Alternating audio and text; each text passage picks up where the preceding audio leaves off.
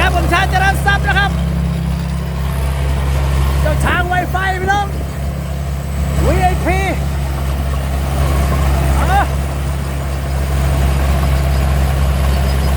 เจ้าช้างไวไฟ VIP จัดให้พี่น้องได้ชมโอ้เราจะเคี้ยวหน่อยครับแกะกล่องมาสดๆร้อนๆตู้แอร์นะครับ12-23เจไฟเทอร์โบเดียว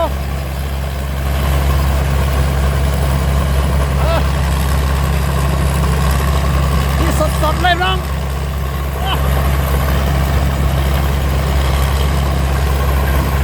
3 เม็ดนี่แกะกล่องมาตู้แบบออโต้นะครับโอ้ดูฟางออกไฟแท็ก80 เส้นระบบเซฟตี้สุดยอดครับ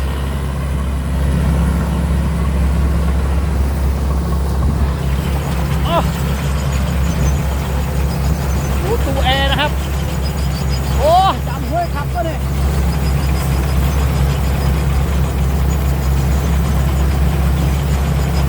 ตู้แอร์ยันช้ำครับเครื่องเสียงพร้อม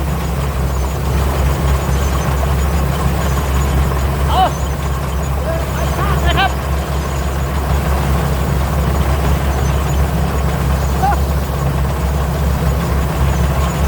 จัดพี่น้องได้ชมกัน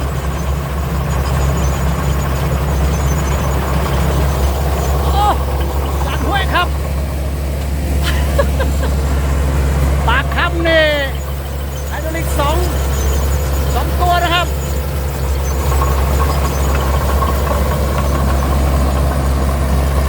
เจ้าช้างไวไฟ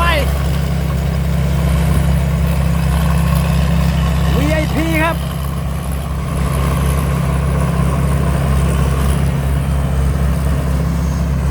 ใจมันรักก็จัดให้โอ้ฟางสวยครับ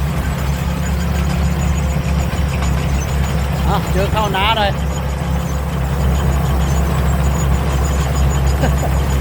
ขับนี่แอร์ยังฉ่ำเลยครับ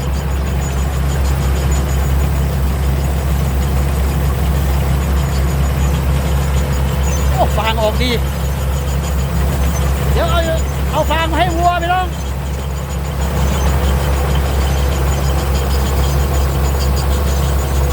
ปากฟาง3 เม็ดเลดมิลเลอร์แล้วก็มีเลด304ด้วย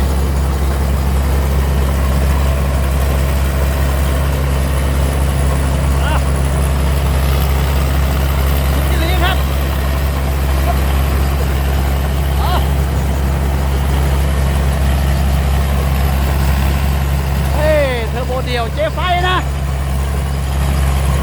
270 พลังม้าครับ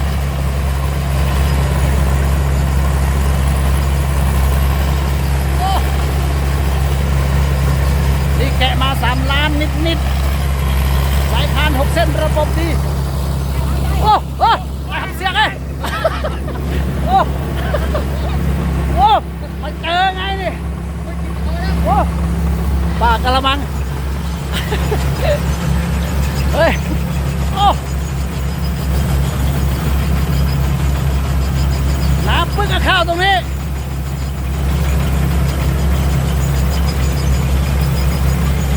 เกษตรพัฒนาจัดให้ครับ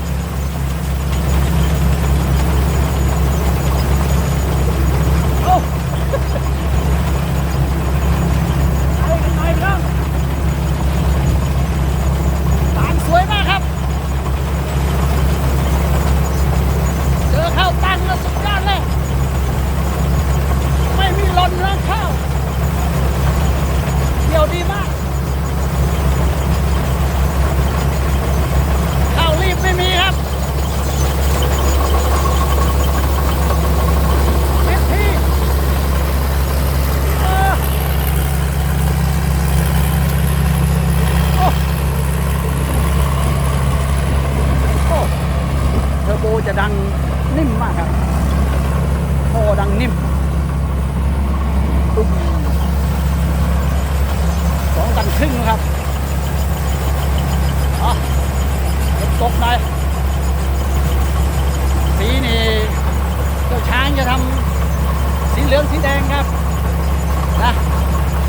แดง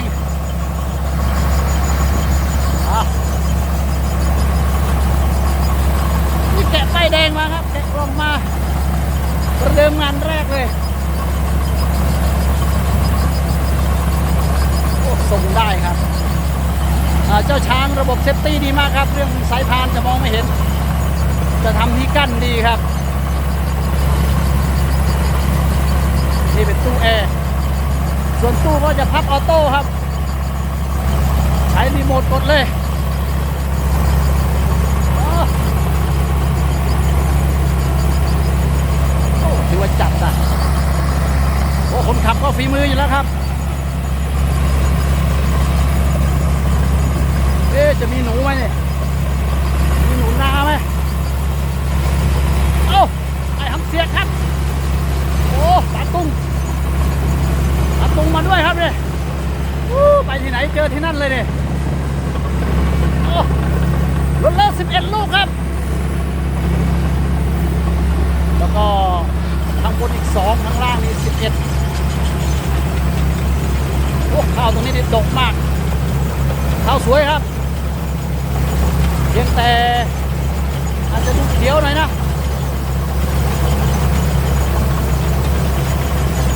สนใจดูได้ครับ YouTube ช่องชาติเจริญทรัพย์หรือเพจชาติเจริญทรัพย์เป็นชาติเจริญทรัพย์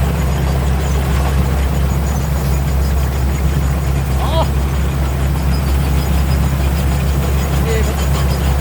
ประเดิมนะครับประเดิมระบบตู้แอร์เขาวางครับ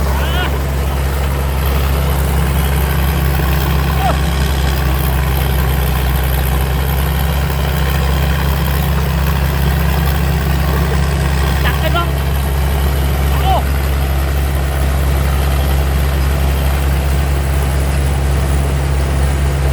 โอ้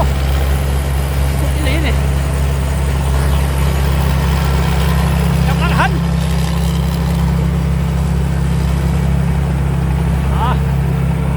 อยู่คนละฝั่งนะครับ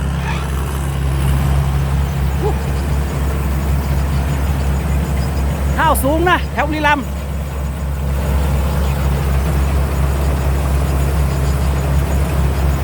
โอ้ตู้ดีกว้างประมาณ1.20 ครับเกษตรพัฒนาจัดให้